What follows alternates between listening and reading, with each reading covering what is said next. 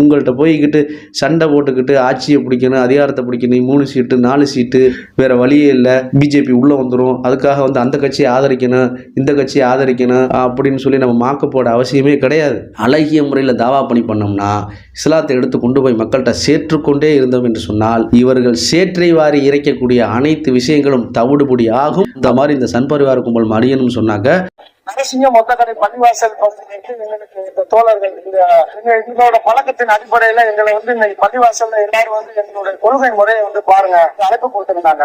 எங்களோட கையில குரானை கொடுத்திருக்காங்க அப்படின்னா நாங்க குரான் இது வரைக்கும் நான் கண்ணில் கூட பார்த்ததில்லை. உண்மையிலே இப்ப நான் என் கையில வச்சிருக்கேன். இதுக்கான காரணம் என்ன அப்படின்னா எங்களோட சகோதரத்துவம். இதை வந்து யாராலையும் என்ன பிரச்சனை பண்ணி பிரிவினைவாதம் பண்ண முடியாது. அனைத்து இந்துக்களையும் நீங்கள் பள்ளிவாசலுக்கு அலையுங்கள், இஸ்லாத்தை பற்றி எடுத்து சொல்லுங்கள். இந்த சங்கியினுடைய திட்டம் தவிடுபடியாகும். தமிழகத்தில் தாமரை முடியிலும் மலராது, இங்கே நல்லிணக்கம்தான் மலரும் என்பதுதான்